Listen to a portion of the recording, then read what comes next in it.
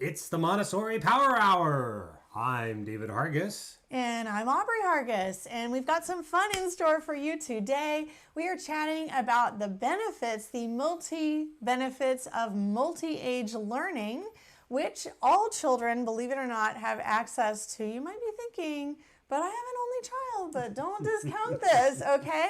It is a key part of the Montessori approach that fosters learning and leadership and empathy and all kinds of great things. Plus, we are sharing a spider identification activity from our theme web. Ooh. Yes, and it was a huge hit. It is actually better than Halloween candy, and we can prove it to you. And finally, I thought I heard something earlier. I think I hear Mr. Bunny nibbling on a carrot. Oh. I'm pretty sure he'll be hopping by soon to say hello to all of our friends, so stay tuned for that. Okay. But first, we had a lot of fun this weekend. Yes, we did. Let me tell you, everyone, Montessori activities are so engaging and so fun. They really, literally are better than candy. The learning itself actually, it actually can be more enticing to children, to the surprise, I think, of a lot of adults. Yeah. And last weekend, we actually put this to the test. David didn't get to be there this time, but he was integral into the planning of the event. But we actually got to host at a trick-or-treat table for a very massive event where thousands of kids were trolling for candy on a great big street in our city.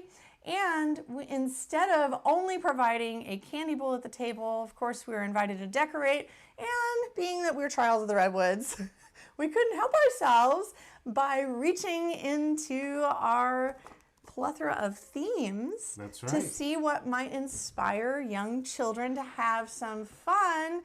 Not just to get the sweet treat of candy, but get a little sweet treat for their brains as well.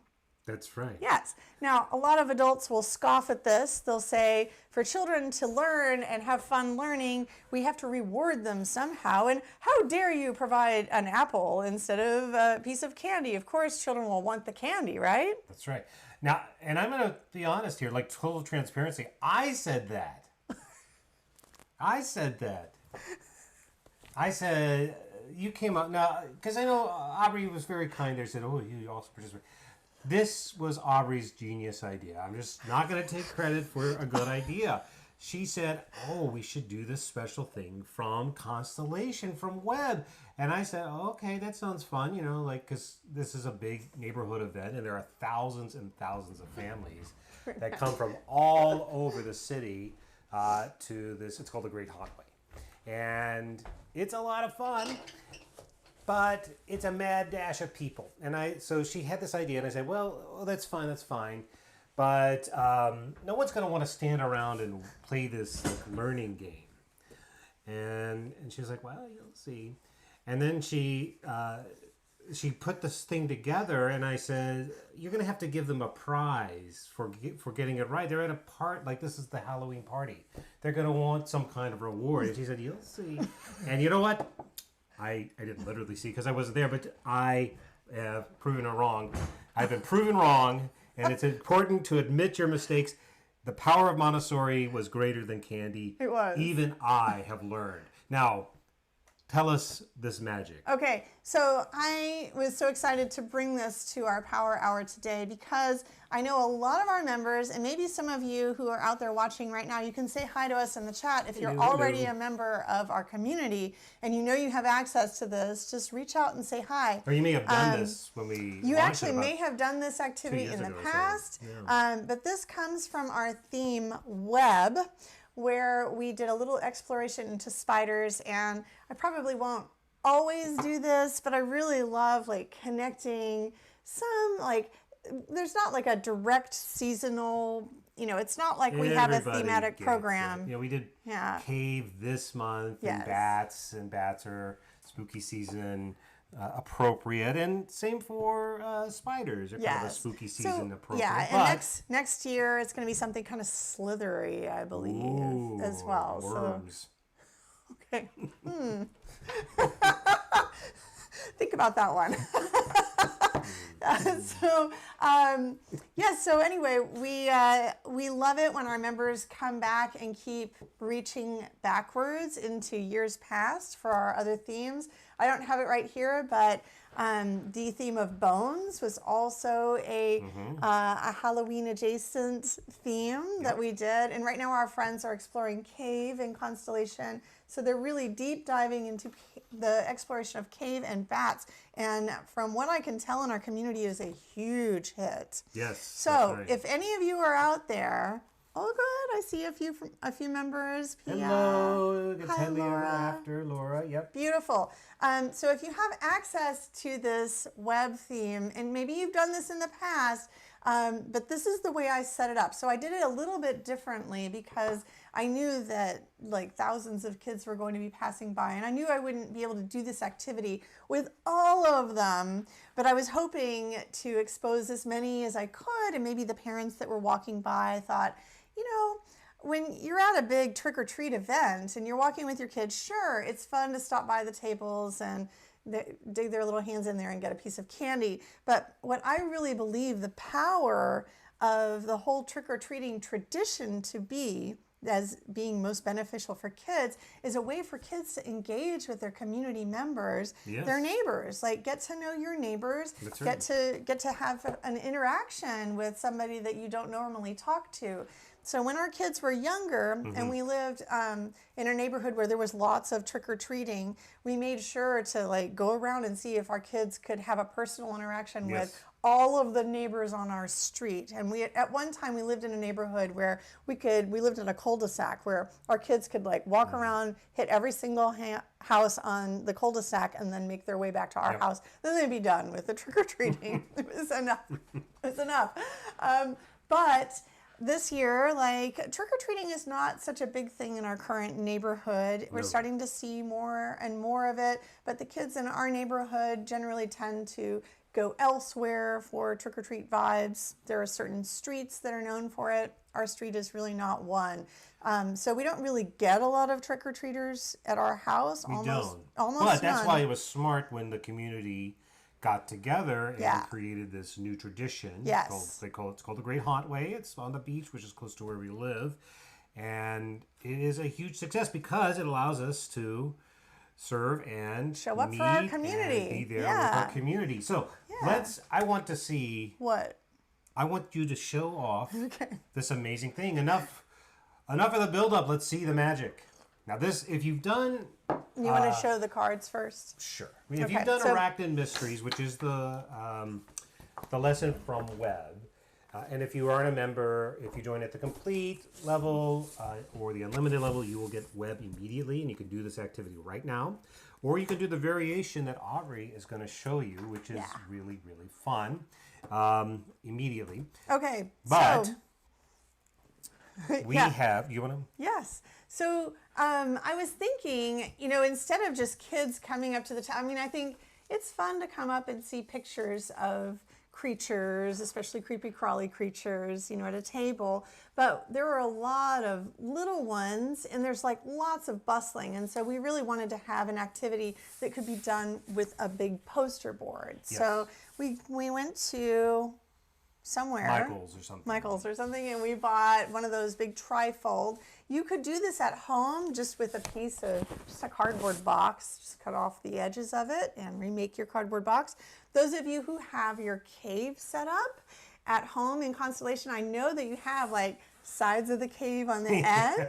So this would be a great activity to make with just the sides of the cardboard cave that you have if you have a cardboard cave going at home. All right, so this it's pretty is big. So here goes. We're just going to show you, and then I'll kind of tell you how we did it.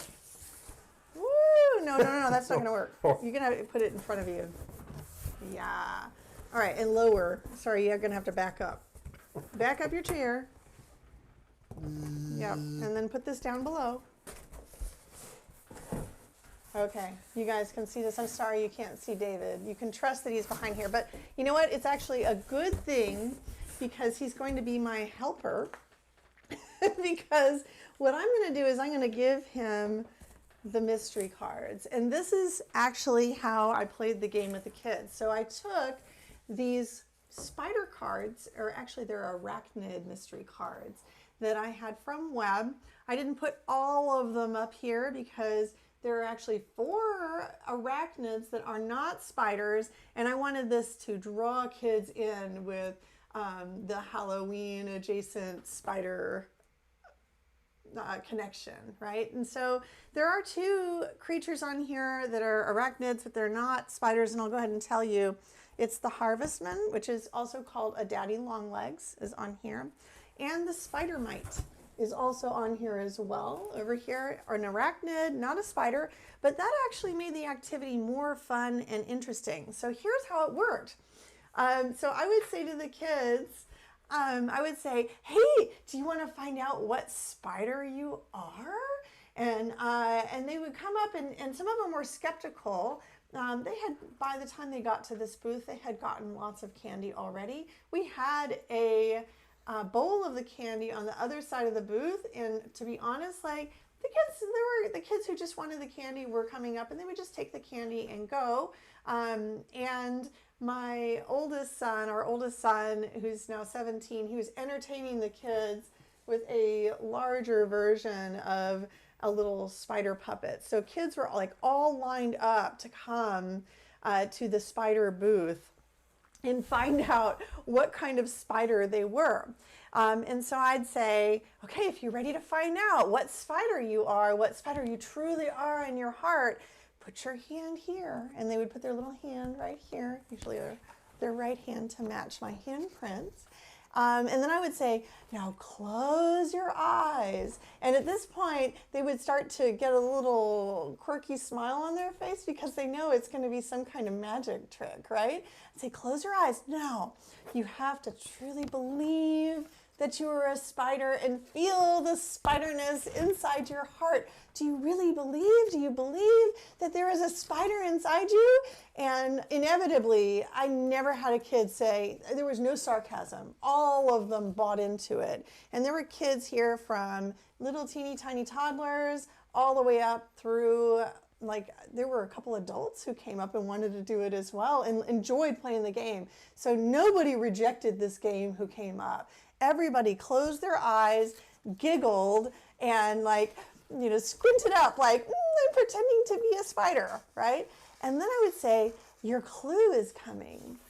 Open your eyes. And they would take the clue.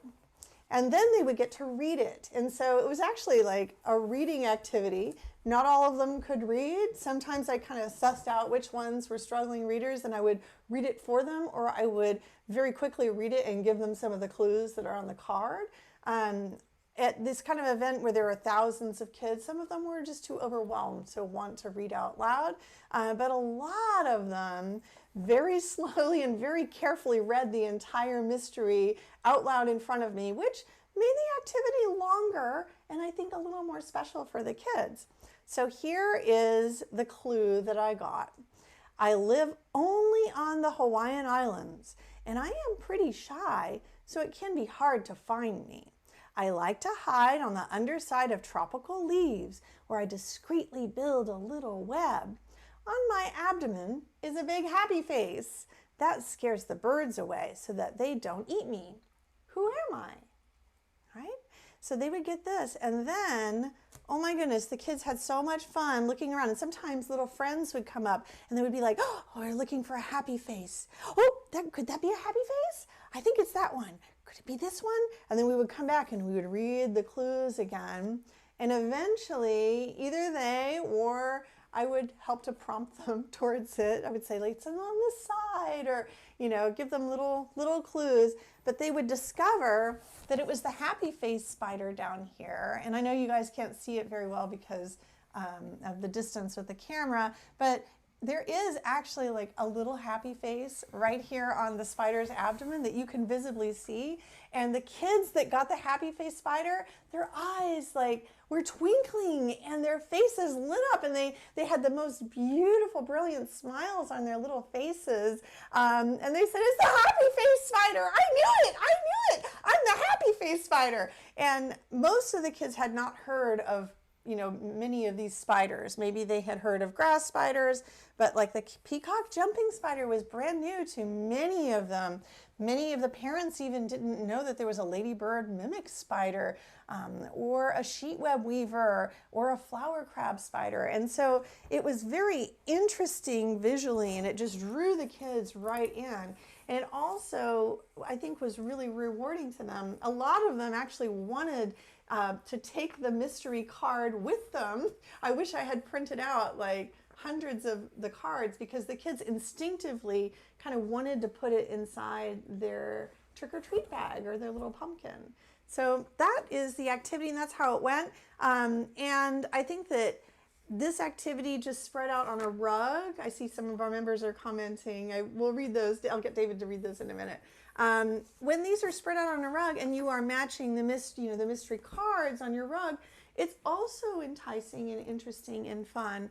But I think the fact that you can make it like a little game where anytime you get kids to close their eyes and imagine, or feel like something is a magic trick, or kind of puppetry is involved, I think it could just be really much more enticing for them than just a set of cards on a rug. So anytime we can kind of make it playful or fun, or add a little puppeting. And I never even really used spider puppets at home with our kids. Usually I just used my hands, and that was enough. Here comes the spider crawling over. It's that one, the happy face spider. The end. Better than a treat. It was so fun. I don't know. We may have to keep this one to do again next year. Probably put it up. Well, now I know what I'm going to go as for Halloween. An easel. An easel, yes. Yes, actually. No, it was a great activity. And, the reason I was like, I like to be, it's good to be transparent. Like, yeah. I believe that all humans have an innate love of learning and the ability to teach. But even I was skeptical that in this chaotic environment, it would power through. And I am so happy to say I was wrong. Like, the power of joy and learning, and they didn't want anything other than just the thrill of doing it, was so powerful. And it's just a testament to how, something that I really do believe, and then sometimes, it's important, though, to see it in action, which is that we overstimulate, we overcomplicate, there's too much sugar, too much, material, whatever, bonus or something like that. Like, in the end of the day, people can find a lot of joy in just the process of doing and learning and interacting. And it was wonderful. It was a really fun activity. Oh, it was sure fun for me. I also noticed, speaking of, we're about to talk about multi-age children in the multi-age classroom, but there were a lot of older sister, older brother, younger sister, younger brother pairs that came up to do the activity with their parents, who were highly invested, I have to say, in this activity, very intrigued. And the older one usually went first, and then the toddler just could not wait, even though they don't yet really have the intellectual ability to look at the spiders and really distinguish and suss out the mystery. They just really wanted to participate I thought it really spoke to the way toddlers are constantly hyper observant of what everyone in their environment is doing and wanting to copy.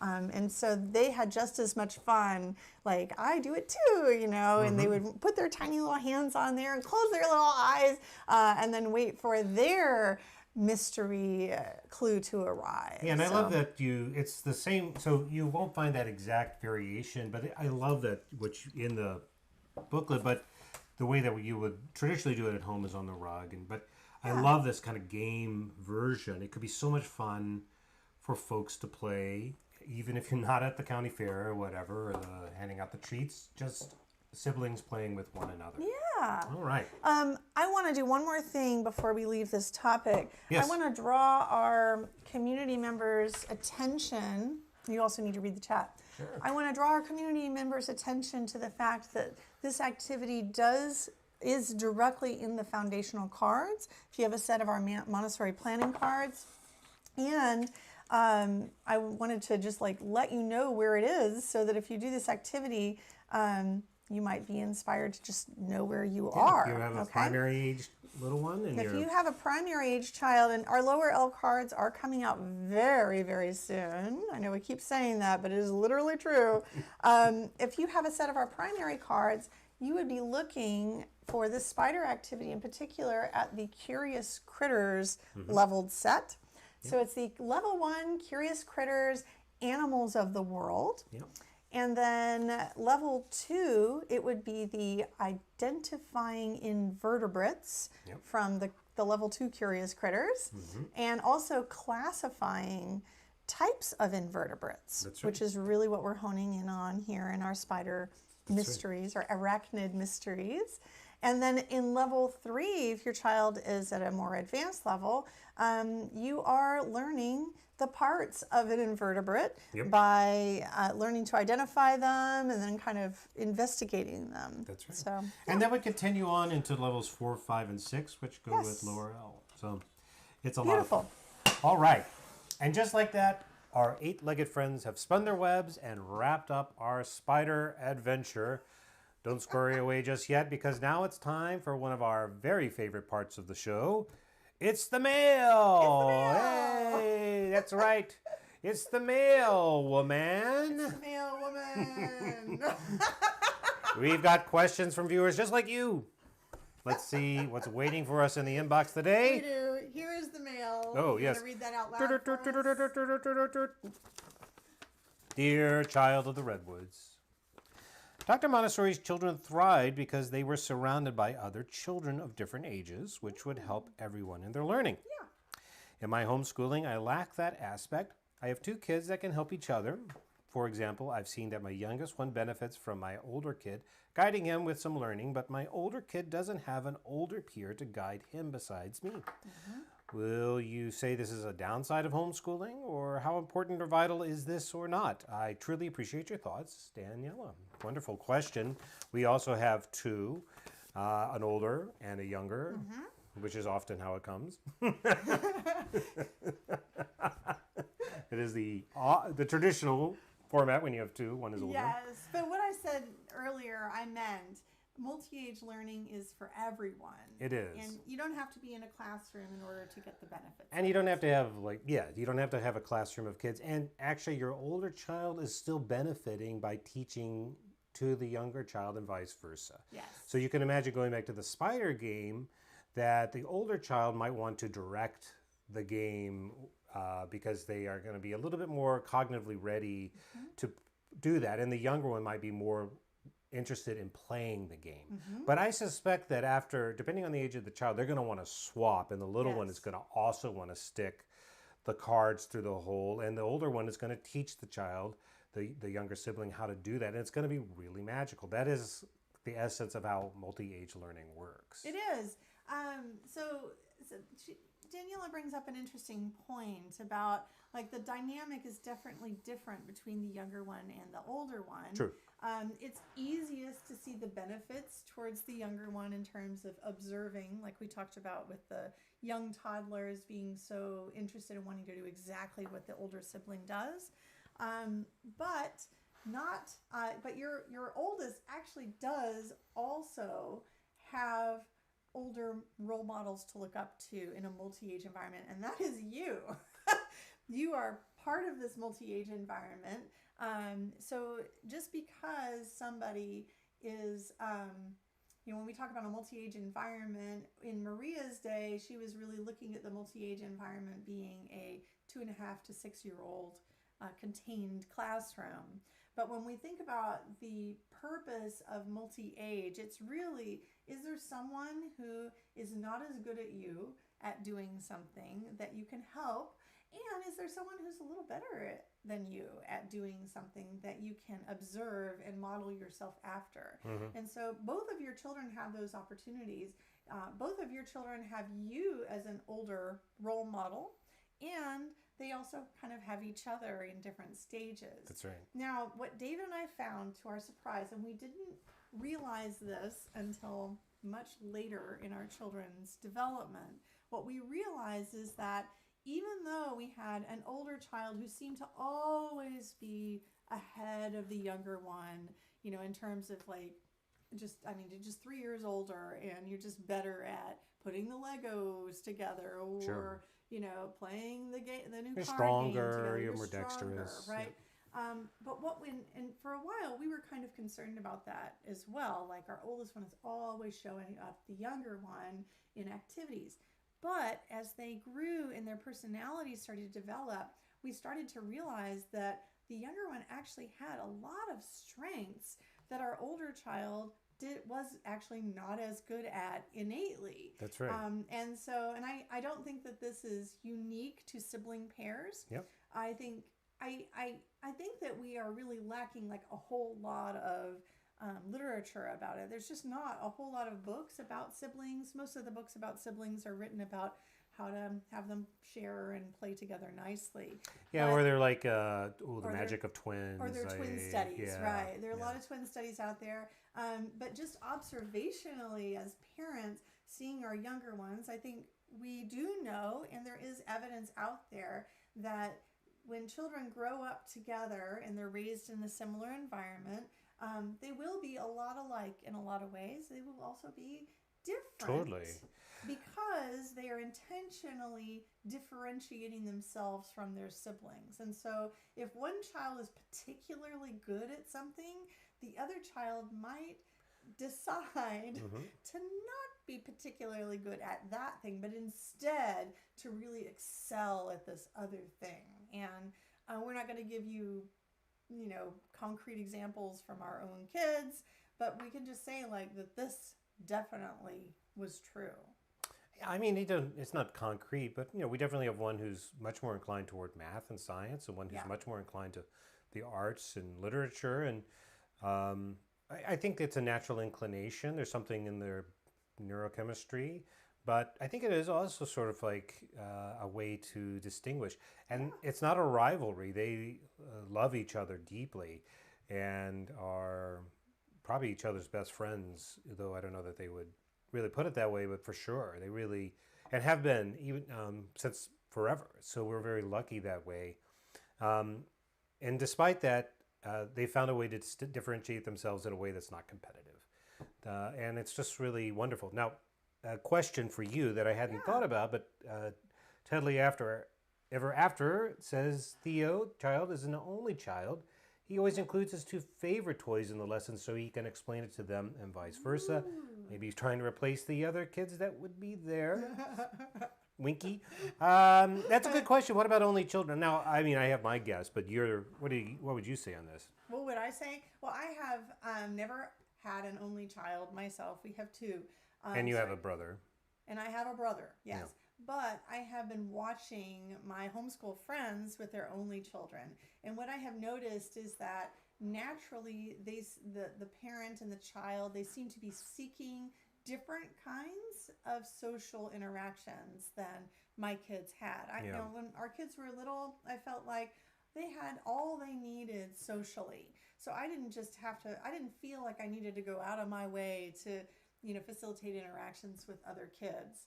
I felt like they were kind of satiating their social needs with each other, and then it was enough, for the most part, with the exception of like occasional, being on playgrounds with other kids. But even then, my kids tended to just like play with each other. Yeah. And I'm doing this because they literally like Swarm around each other and ignore the other kids on the playground and just want to like interact with each other. And so for a little while I had that opposite reaction of like, oh no, how do I get my kids to actually acknowledge the existence of other kids? It all works out. It does. It does. But I noticed that the parents and children that were only children, they didn't seem to suffer socially at all. In fact, No. those kids, I noticed, and maybe it was kind of an instinct on the part of the parent, like they just had, they looked for more social opportunities in their neighborhood environment. They were kind of more invested in getting to know members of their community and members of the homeschool community on a personal level. And so maybe they had play dates. I mean, they just had plenty. There are plenty of outside of the house experiences. Yeah, that's the piece I want to underline because actually it came up in another context. I think I was just having a conversation with somebody, but that social piece, like, it's wonderful if you have it at home and you, because of siblings. It's also totally wonderful if you have an only child because all of them are gifts. And the key when you're homeschooling is to go out and to seek social interaction, opportunities for social interaction with others. It's really super important. Whether you have a big brood of kids at home and they're all playing with each other, or it's an only child, go out, find play dates, play groups, continue that on in the real world is best, not just online. If you have older kids, still push them into that human space, right? The real world, and let them kind of practice those social skills. I'll give a caveat to that. Okay. Though. All right. And that is that the amount of social needs that some children have are different from the social needs that other children have. That's true. And that's fair. So if you have an only child who's a super extrovert, and I know families who have had only children who are super extroverts, they may be craving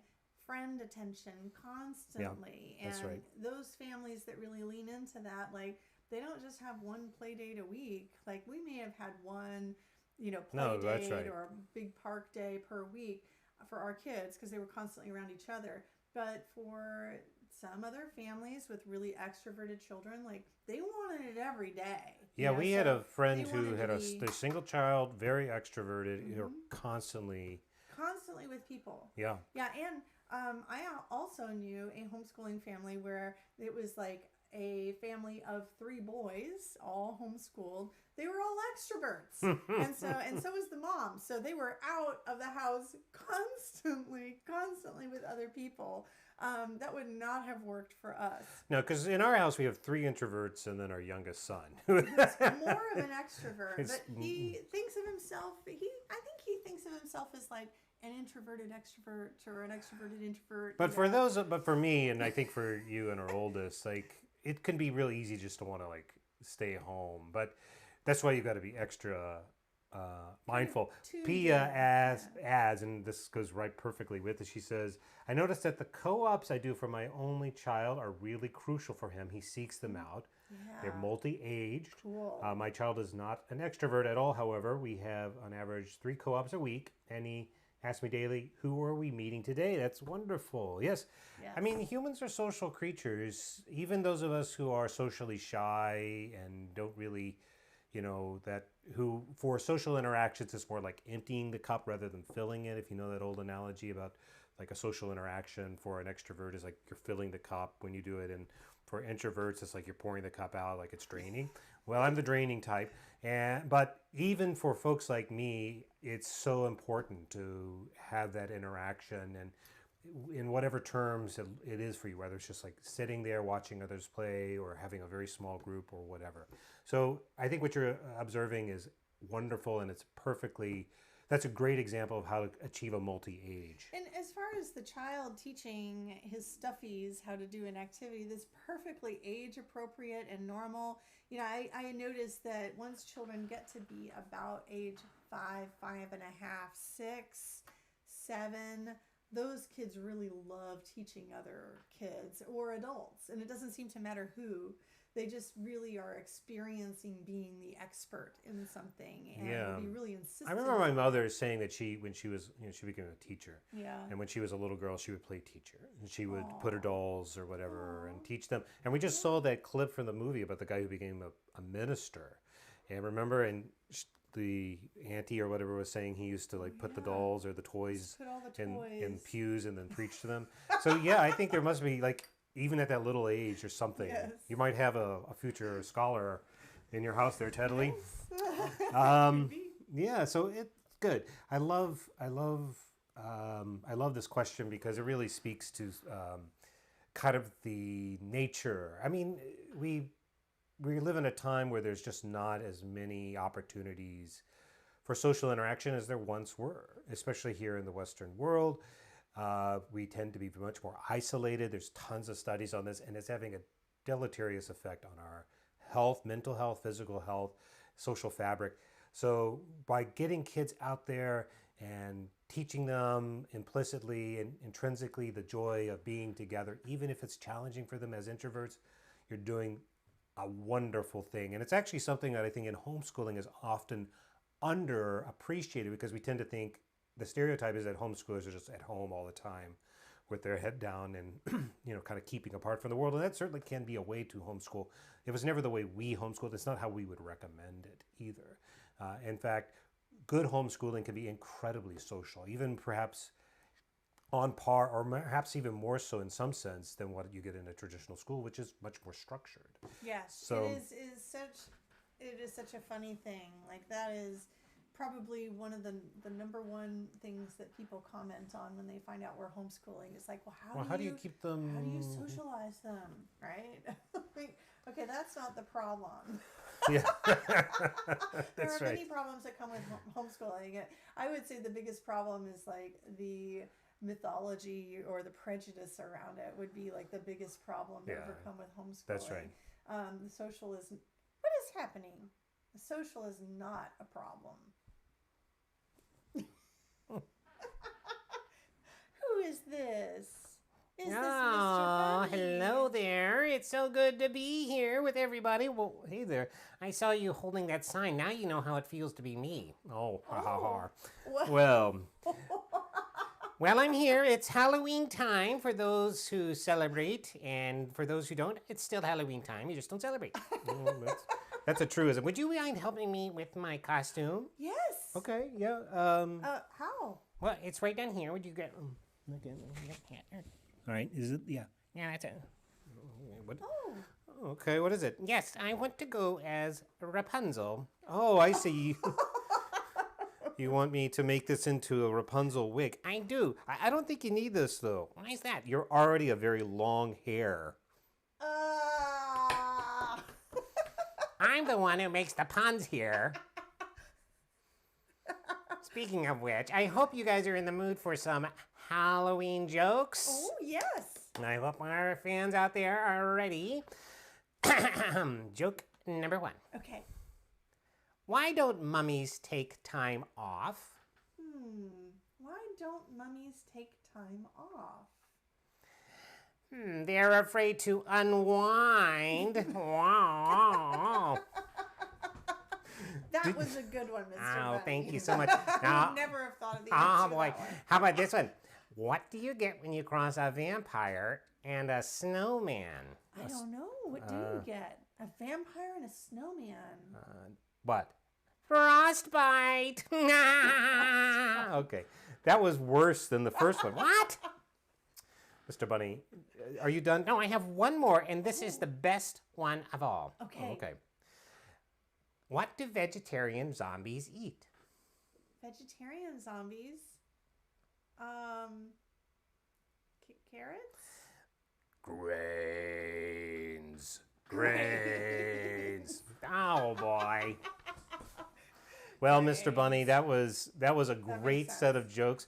Are you excited? I mean, what are you really going to go as? I was thinking about going from a character from my very favorite book about the Halloween time. Do you know what that is? It's What is it? Bunnicula. Oh, I love that book. Yes, if you haven't read Bunnicula, I mean, I guess it's still a great book. For I mean, our little I elementary love friends? Bunnicula. Was 10. Yes, It was one it's of my great. very favorite. Oh, it's very good. So what would you just wear some long teeth? That's right. I would wear some long teeth and I would go, Boo. Well, it is very scary. So I hope you enjoy that. I will. And I hope everybody out there who celebrates Halloween has a safe and fun time. Isn't that right, Mr. Bunny? absolutely. Okay, we will see you later. Thank you, Mr. Bunny. That Wow. was great. That was actually a lot of jokes for a power hour. That was, well, we're having We had a the long hair joke, and then the mummy joke, the zombie joke the zombie and the joke, snowman joke. and the snowman joke. Those are some good ones to tell your friends. They are some good ones for your friends. Now, we had some other questions that popped up, and thank you, Mr. Bunny, for joining us. But one of the questions was from Pia asking if there is a fire and light related activity that she could dig into from a past theme, since Diwali is in 2 days, and so it's the same day as Yes. Halloween this year. Now, I thought this was a perfect question because, P, I happen to know you are a member and you are anticipating today perhaps the release of our latest theme. And this will be available for everyone who's in the complete and unlimited collection. And that theme is Stellar. Stellar. And Stellar will have a lot of things, including, I brought this particular, I don't know if you could see this, maybe we can, I don't know if I can do a top down, but that's okay. Sure. We'll just show this here to the camera. So this is the story of the universe, and it is about the Big Bang, and there is a Big Bang here, and it is about the light. It was hot, and the particles, and then, so this is a story that is about light out of darkness. The scientific story of the Big Bang, and it is really fun. So if you are in our community, you're used to seeing our little books, but for this one, we went ahead and made an extra big book. And I like it too. I really like Yeah, the and size. that's right. And so it's going to have lots of fun pages for you guys to watercolor and to tell this story again and again about how our Earth got to where And it that is. the first great lesson. It is the first, that's right. So if you also have a child in the lower elementary, this is the first grade lesson, which you're going to tell every year. And it's great, this going back to that siblings, like once your older child learns it, if they have younger siblings, they can tell that story and even use the little book to their younger siblings. And it's a lot of fun. So that is included in Stellar, which is part of our theme of the month plan little or sneak peek. complete curriculum or... We've got a lot of parts of the solar system going on in here. Oh, I can see our linear calendar is featuring the different types of stars, which is going to be really cool extension. And one of my favorites is we've got a little visual discrimination activity, This is which good is for reading different and kinds of shapes of stars. So yes, it's great for developing readers. Ooh, look here, Sarah. yeah, we did all these. Different We drew some different These stars. are also extra big. I love it. They're fun. We did some nice big Yeah. pictures for this one. We did. Oh, this is a because- good one. This is going to be an activity where you're going to recreate the solar system, and these are your templates, and they're all to scale. So They are to Mercury, Sun, and you'll tape some paper together, and you'll make this great big picture of the solar system out of paper, and you can color them or whatever. Yeah. So there's a lot of really super fun stuff in here. And some experiments in Some here experiments as well. as well. Again, if you are a member of the Child of the Redwoods community, you are going to get this one today. If you're in the complete or unlimited curriculum, just we'll check back to the community very soon about an announcement. If you're in Theme of the Month, you're going to get it on November 1st, so that's just almost in time for Diwali, though I know for you, Pia, you will get it today because you're a member, I think, at the unlimited level. Pia might also want to look into the theme of sun, Yeah. which is available in Currently, yeah. currently available. Yep, so that's also something to look at if you're wanting to. And also, I think we did one on, where was the one about the rainbows? Oh, that was Pigment. in Pigment. And Yeah. I'm thinking we did one called Camp that I think had some activities with lights. Yeah, so Camp, Pigment, I know it did one about wavelengths light and stuff. It's spectrum, really, really cool. And then, of course, we've got Sun, and then our latest one is coming out momentarily. Now, if you are not a member and you're watching us, we would love to welcome you to our community. And if you want to know what you're getting into, you can go over to childoftheredwoods.com and you can read all about our different programs. We even have a 7-day free trial that you can sign up for, and that would include, as of November 1st, a free trial of our theme of the month, which is in this case going to be Stellar. Or if you join now, you would actually, it's kind of a bonus. If you join now and try out the trial, you can try out Cave, and because your 7 days would still continue, you could also try out Stellar. That's a pretty big bonus. That's a very big bonus. Yeah. But we want you guys to have a good experience and kind of get a sense of what we're up to. Go to our website, childoftheredwoods.com, and find out more. All right. Beautiful. Well, have a beautiful week, friends. We will come back and see you next week with another Power Hour. We will see you then. Bye. Bye.